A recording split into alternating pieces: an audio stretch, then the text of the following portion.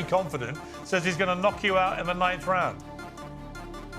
Yeah, man, you know, he's a dumbass, and so it's gonna be apparent on Saturday when he's the one that gets knocked out. I mean, genuinely, fighters always say this, there's the back and forth, but Piers, I'm being so honest, man, this guy is easy work. Warm up. Some I know 8-year-olds. I got the 8-year-olds in there. If I find out anything, I'm gonna beat your and I'm gonna beat Jaden on love. I mean, which is nothing wrong with it. You know what I mean? Especially Tank been talking about retiring, so why not get the bag and then go about your business if that's your plan? Gervonta Tank Davis and Jake Paul sit across from Piers Morgan, their eyes locked, tension thick in the room. Confidence fills the air as both men trade words and body language before their highly anticipated fight. Jake admits that Gervonta is the most dangerous and accomplished fighter he's ever faced, a massive step up from anyone he's fought before. Yet, despite Jake's bravado, Tank remains perfectly calm, speaking with quiet confidence. He promises that fans will witness a sharper, stronger, and more disciplined version of himself on fight night. Every movement, every pause, reflects a man who's been here before, one who knows how to balance composure with menace. Sharper, just my focus gotta be blazing that night. Just man him in that ring. All in all, be better. I saw 8 to 10 rounds is what you're thinking, and I also saw, I think I saw 6 rounds is what you're thinking. I could be wrong. 7 or 8. Yeah, it's right around there. Yeah. How you pick that number? Like, how do you pick what round it's gonna be? First, his skills, the moment. Yeah. I don't know how durable he is. I don't know. I just don't know just yet. But I know if I can get him where I want him, that's how long it's gonna take. To be a good beating. Do you understand the magnitude of this fight? Do you understand how important this fight is to the boxing game, to the sport? I think I do, but I don't think that he knows. I've been in big fights, but it wasn't nothing like that. Jake Paul tells Piers Morgan with absolute certainty that all the talk will end once the bell rings on Saturday, November 15th. He insists that predictions, debates, and trash talk will mean nothing when the lights come on and the punches start flying. The truth, he says, will be revealed in the ring. His confidence feels unshakable, but beneath it lies the understanding that this fight carries real consequences. Over recent years, boxing has evolved, or some say devolved, from a sport defined by technique and legacy into a global spectacle fueled by attention, personality, and viral fame. Jake Paul doesn't just acknowledge this shift, he built his entire empire on it. Says he's going to knock you out in the 9th round. Yeah, man, you know, he's a dumbass, and so it's gonna be apparent on Saturday when he's the one that gets knocked out. I mean, genuinely, fighters always say this, there's the back and forth, but Piers, I'm being so honest, man, this guy is easy work. Rising star Emiliano Vargas explains that Jake Paul recognized the changing landscape long before anyone else. He didn't follow the traditional path, no long amateur run, no Olympic dreams. He built his fan base first, then entered the sport with millions already watching. By merging social media influence with boxing, Jake turned popularity into currency. Vargas points out that while this approach generates huge paydays and hype, it also shifts attention away from fighters who've trained since childhood, grinding for years just to earn a shot. In today's boxing, one viral moment can change a career overnight, something that once took legends decades to achieve. Vargas respects the energy Jake brings but warns that boxing must never lose sight of what makes it sacred: discipline, skill, and honor built through sacrifice. Non-basketball terms are such a funny internet game, but explain this to me like a third grader. What is an exhibition fight? I don't even know, bro. I'm gonna be real with you. All I know is that Jake is making, God damn. But when they say look, God bless Jake, bro, because this is what he figured out. He figured out this. He figured out boxing is all about attention. 100%. And he went from Disney to, you know, getting paid. What I told you, world champions that have dedicated their whole life to this sport, they will never get paid. Not even a percentage of what he's making. Yeah. But because attention brings dollars, it doesn't matter if it's a podcast, if it's a movie premiere, if it's boxing. If there's no attention on it, you're not going to make no money from it. This is like the WNBA conference. That's For why sure. they don't make the money, because they don't have the attention. No, for sure. I was at the WNBA yesterday, and that shit was lit, bro. It was lit? I was chopping it up with Floyd was there. It was Like, good? they won by like, I think 1 or 2 points. But I was standing up and I was jumping, you know, it was the finals though. Yeah. It's the finals. So, all that aside, I just feel like Gervonta could crack though, bro. Oh, of Gervonta course. could crack. I mean, So this is what I want He's sparred light heavyweights and heavyweights before. Like, this ain't nothing new. Even taller guys. For sure. Yeah, so what I really want to ask you in regards to that fight is, like, obviously someone like Gervonta is not, in his mind, he's not going to go out there and look stupid, no matter how it goes. Right. No, he's not. But that's what when I see it's an He's not. exhibition fight, I'm like, what does that mean? And you can still get knocked out. You know, I feel like that means there's not going to be no winner. No effect on the record. Yeah, that's exactly what it means. But you could get knocked out. So you don't think, because, like, you know, the beef now is like, this shit's the WWE. That's what people say about boxing. I mean, like, you're completely right about Jake and what he's done. It's insane. Yeah. But he'll get the WWE. Oh, this is just like, what is this? Do you see it that way? God bless him, bro. God bless. Hey, call my fights WWE fights, whatever you want to call it. If I'm getting paid $80, $100 million, I mean, come on, bro. And look, the thing is, every single person that is commenting that, if they brought $100 million check in front. Veteran journalist Gareth A. Davies reflects on how surreal this matchup feels, a world-class professional like Gervonta Davis facing a YouTuber-turned-boxer in a legitimate contest. Years ago, he says, this would have sounded impossible. But times have changed. Gareth doesn't call it a freak show because of lack of ability, he calls it that because of how extraordinary the circumstances are. Jake Paul has built a business empire out of chaos. He understands how to turn controversy into currency and make the world watch, whether people love him or hate him. To Gareth, that's the essence of modern boxing, spectacle sells. The purists might cringe, but they're still tuning in. That's the power of Jake Paul, he adds. He makes you care even if you don't want to. Hurry up all this. Well, there's an end game and a bookend to what Jake Paul's doing, and I think he's getting very close to the bone with this one because it doesn't really work. It's the biggest freak show so far. Like you say, Gervonta is not in everybody's list, but he's there or thereabouts in the pound-for-pound list. I mean, since the Lamont Roach fight, people have been down on him a little bit more. You know, a lot of people might have lost that fight, you know. Obviously, his troubles and travails away from the ring have meant that, you know, people are starting to question. 33 now, is he? No, I don't even think he's that. 31. I think it's 31 max. 31. Yeah. But they're beginning to question his validity. Yeah. 31, yeah. 30. Okay. Yeah. They're beginning to question, or I don't think we all are, but people are in general beginning to, pundits and some fans are beginning to question his validity in that top 10 pound-for-pound list. I think he belongs there myself, or just outside it. Certainly in the top 15, no question.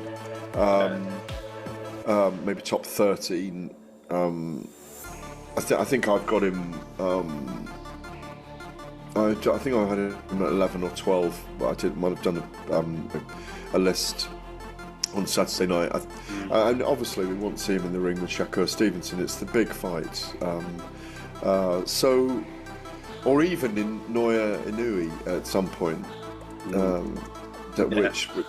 Which is a fantasy matchup that I remember dreaming about around the same time I was dreaming about Terence Crawford and Saul Canelo Alvarez a couple of years ago. Coach Reg comes to Gervonta Davis's defense, reminding the world that Tank's success wasn't born from hype, it was built through blood, sweat, and relentless ambition. From Baltimore's tough streets to world titles across multiple divisions, Davis has fought and conquered elite opponents. He earned every inch of his career, Reg says firmly. Critics claim Tank is chasing money now, but the coach insists he's simply securing the rewards his hard work deserves. Boxing is brutal, he continues. One bad night, one wrong punch, and it's all gone. After years of pressure, countless fights, and sacrifices, Tank has earned the right to balance legacy with livelihood. Reg stresses that Davis still embodies everything pure about boxing: focus, heart, courage, and championship mentality. The problem with greatness, he says, is people forget how hard it was to get there. You know what I mean? Especially Tank been talking about retiring, so why not get the bag and then go about your business if that's your plan? I mean, if that's your plan to retire, then go get the bag and then go about your business. You ain't doing nothing wrong. I'm not against it. You got some people that are very critical of Tank. Does it make sense depending on what you're in boxing for? Because you got some people that want to fight the best. You got some people that want the accolades, the belts, the undisputed. And you got some people that just came into this game like, look, I'm trying to get my family out of poverty and give us generational wealth. Does it all depend on what you decided to box for? Well, Tank accomplished a lot at a young age. You know what I mean? He accomplished a lot at a young age, so I wouldn't be mad if he took the bag and went about his business and never fought again. You know what I mean? Plus, look at some of the things that he's going through. You know what I'm saying? So, a lot of that can affect you as well.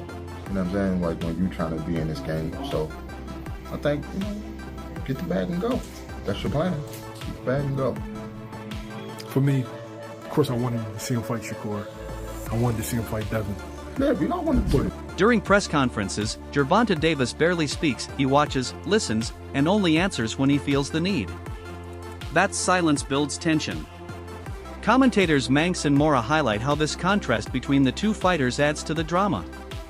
Jake Paul, loud and animated, plays the showman's role perfectly, filling every room with his energy. Tank, meanwhile, sits like a predator conserving strength. He doesn't perform, he studies. This quiet versus chaos dynamic mirrors the core of their identities: Jake, the self-made digital celebrity; Davis, the product of boxing's toughest traditions.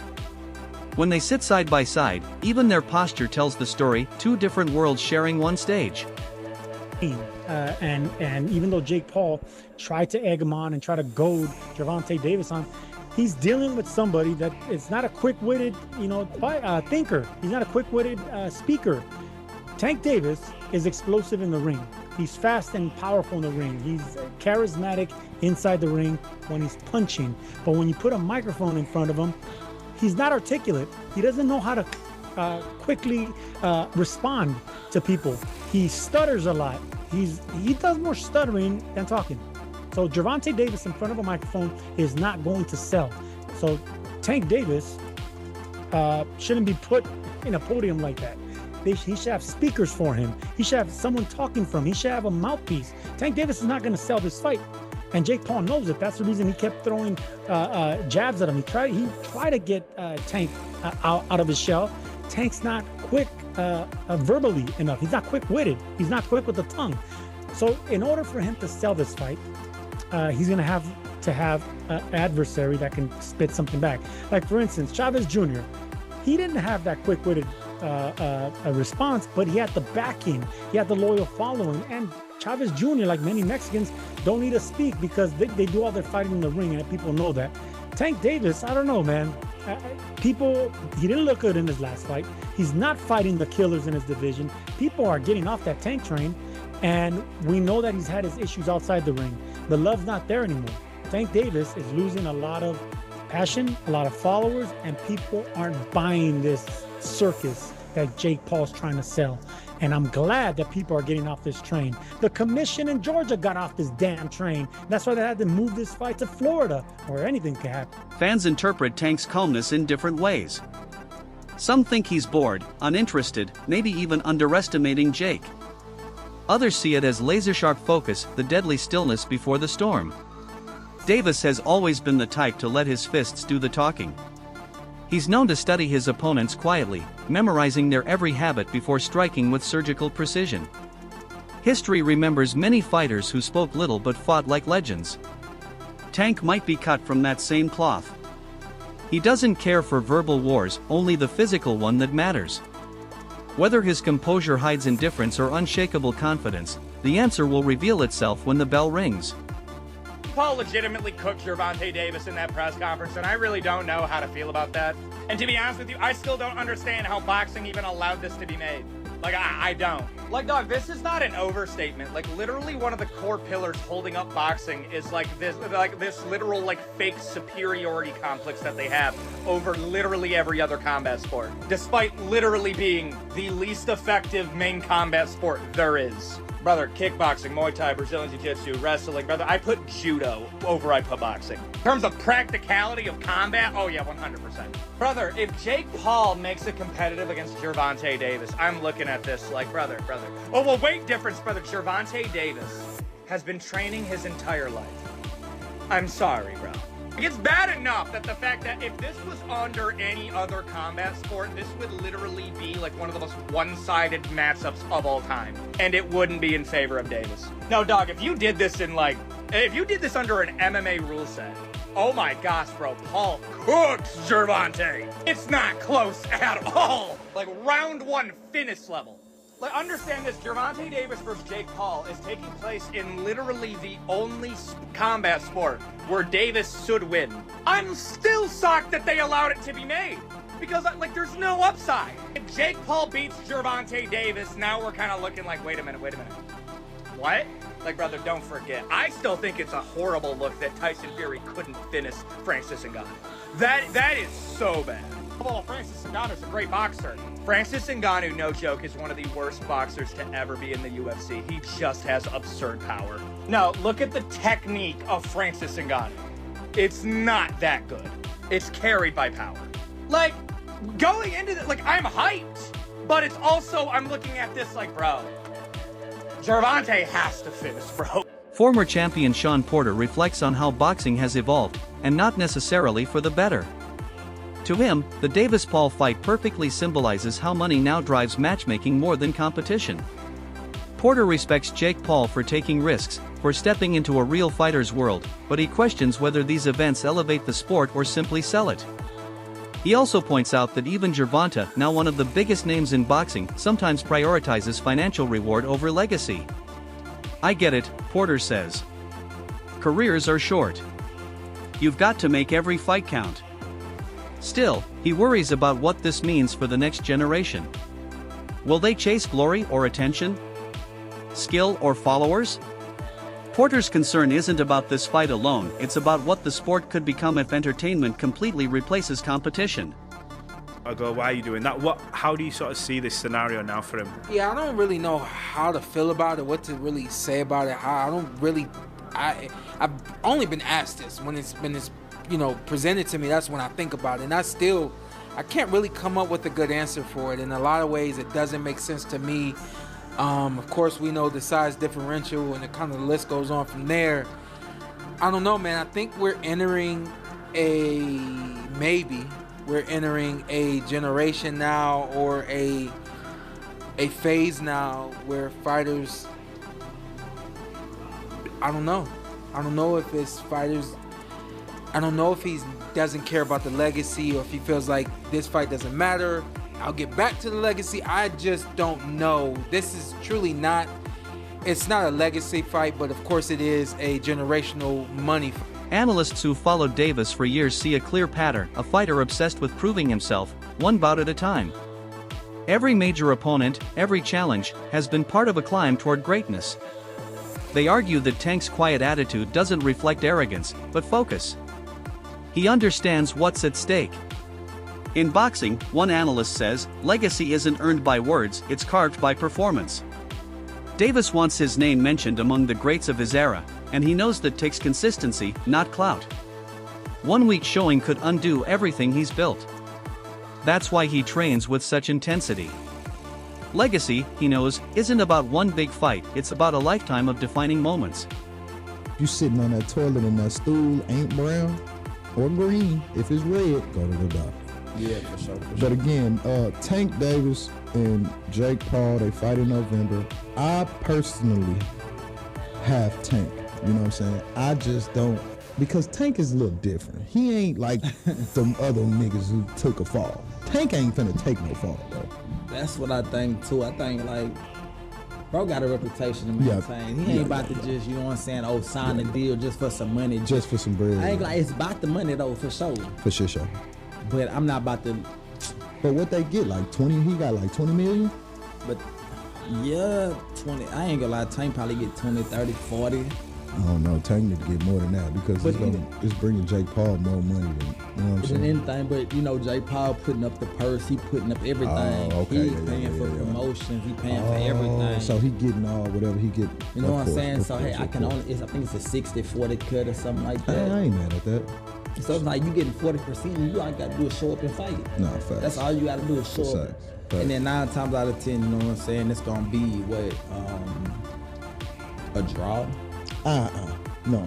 Tank gonna knock his. Well, you think so? Let me not speak too fast, but I know Tank. I pray, and I think I know that Tank is gonna beat him up. Nate Diaz, known for his blunt honesty, gives his unfiltered view on the matchup. He doesn't romanticize it or pretend it's pure competition. Both of them know what this is, he says flatly. It's entertainment and they're making money. Nate respects Jake for improving as a fighter, but he's realistic. This isn't a throwback war between two gladiators, it's a modern spectacle designed to thrill.